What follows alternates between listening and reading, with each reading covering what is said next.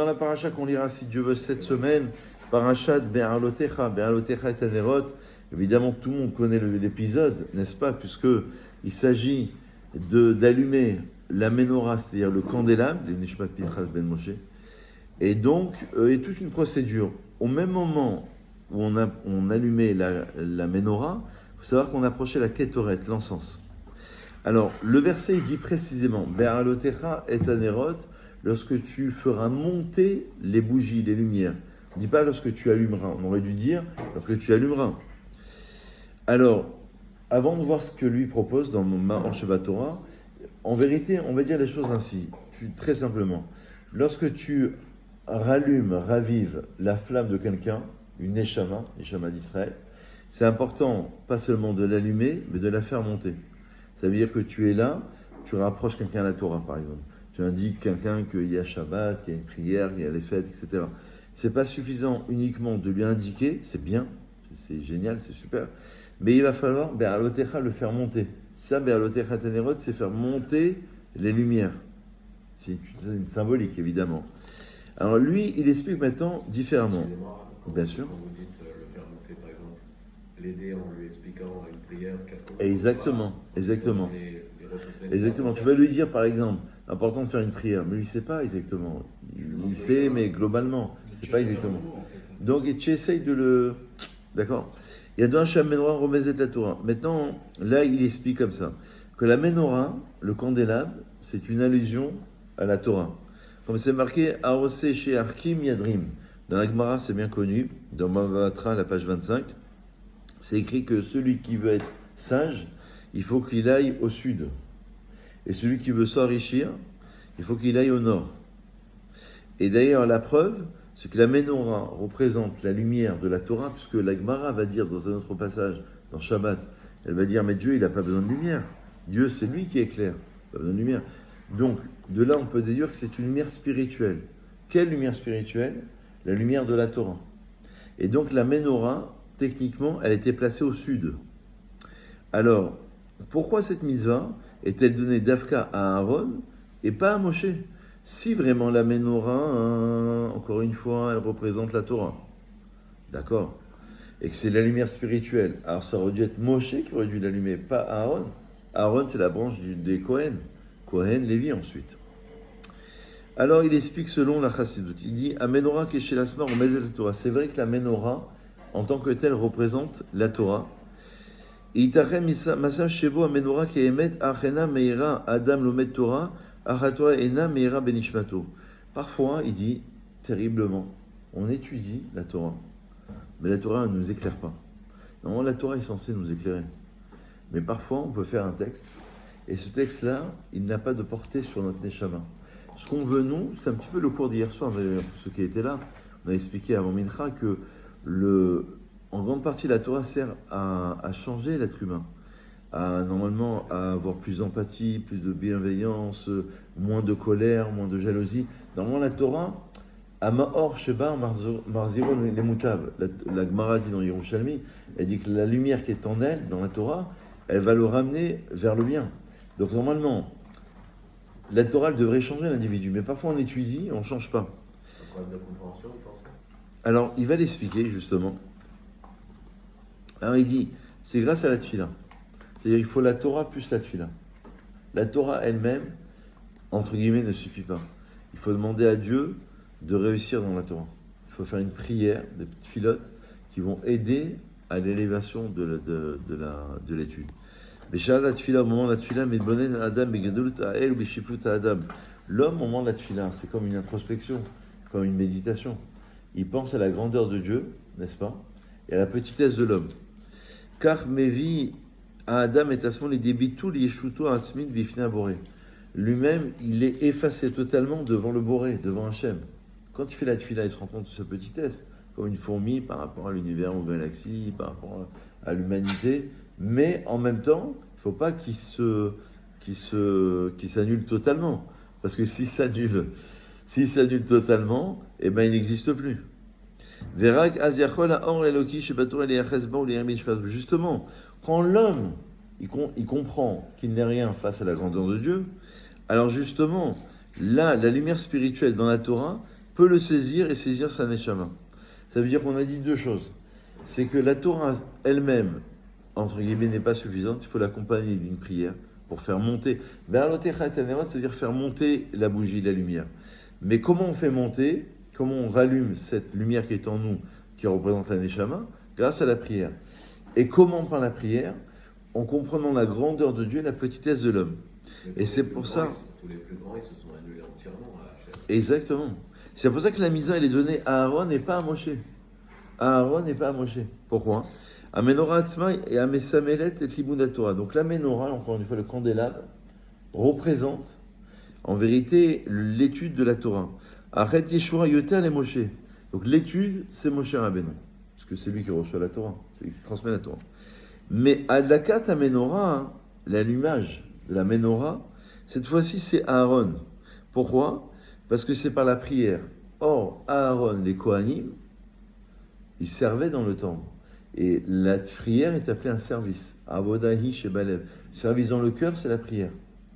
Donc, en vérité, c'est comme un service dans le temple. C'est qui observait le service? C'était les Kohanim. Qui était l'origine des Kohanim? C'était Aaron. Donc, qui permettait l'élévation? C'est Aaron. La Menorah en tant que telle, effectivement, c'est Moshe, symboliquement. Mais l'allumage, l'élévation, ça c'est Aaron. Parce qu'on explique que Aaron, Bechinat Shushbina des Matronita, c'est comme si qu'il accompagnait la reine. Shitafkido, les Haralot, ou le Romain, Ben Israël, ou Karavam, le Kadash Bokhu. Justement, le but d'Aaron, c'est de faire monter, de prendre les prières et de les élever à un niveau spirituel. C'est pour ça que c'est Aaron et pas Moshe. Rashi, ceci étant. Et Gershon, il s'est annulé en plus que n'importe qui dans le peuple. Il a sauté aveuglément. Non. Narshon. Narshon, Ben Aminadab. Oui, voilà aussi, on le prend en tant qu'exemple, effectivement. On a beaucoup de personnages. Mais ici, vous voulez expliquer pourquoi c'est Aaron et pas Moshe. C'est sur ce point qu'il voulait expliquer. Après, les Kohanim aussi, ils ont un peu de 4 Kohanim. Ils ont une fila spéciale. Bien sûr.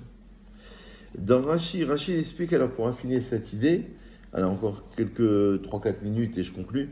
Laman Ispecha Parashat Menorah et Parashat Nissim, on vient de terminer Parashat Nasso, on en parle des sacrifices offerts par les princes, l'inauguration du Mishkan.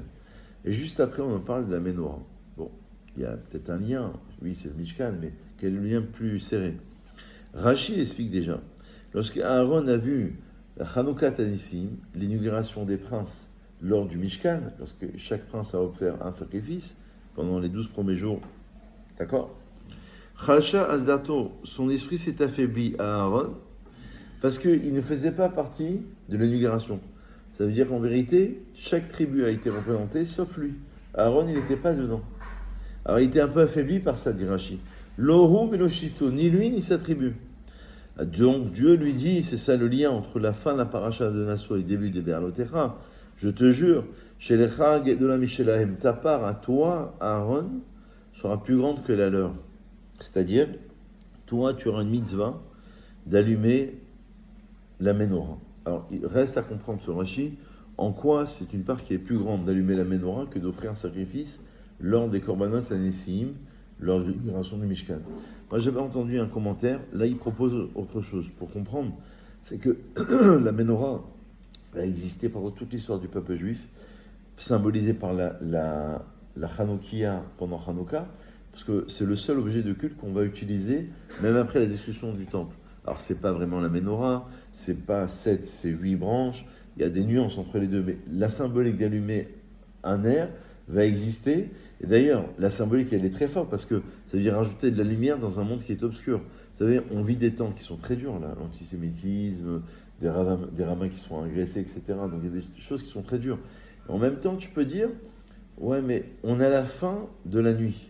Or, la fin de la nuit, ça veut dire la fin de l'exil, symboliquement. C'est le début du matin, c'est le début du crépuscule, c'est le début de la lumière. La lumière, elle est en train d'arriver. Elle n'est pas encore tout à fait là. Il y a encore des choses obscures, mais il faut penser à cette lumière. Donc, quelque part, c'est aller en exil, allumer une lumière. Alors, dans tous les sens possibles, sens propre, sens figuré.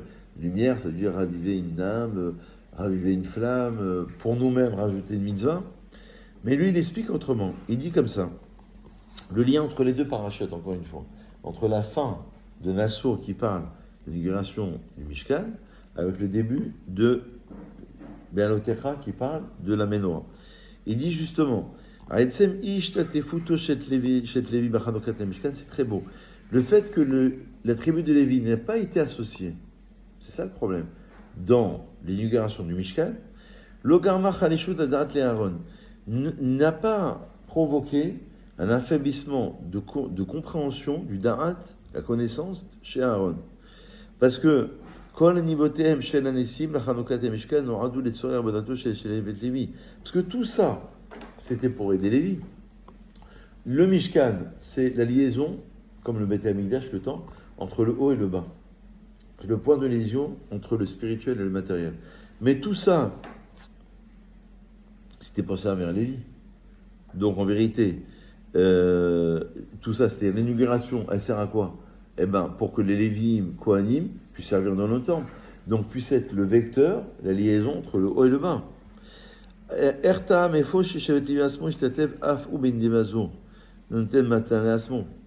Donc en vérité, qu'est-ce qui a provoqué l'affaiblissement du Da'at de Aaron? C'est quand c'est marqué que Dieu il parlait à Moshe uniquement et pas à Aaron. Ça veut dire que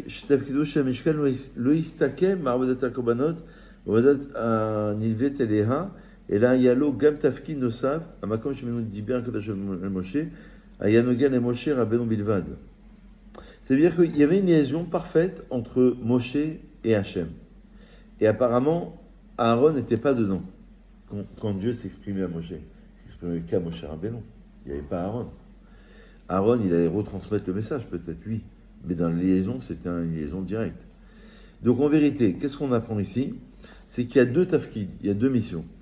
Tafkid Ukemakom l'Arbodater Korbanot, il y a un tafkid pour service des Korbanot, et il y a un service de Diver Kadosh Baruch Hu Moshe, où Dieu il va parler directement à Moshe. Quand Aaron il a vu cela, justement, là il a été un peu affaibli. Il se dit, mais pourquoi moi je ne fais pas partie de cela?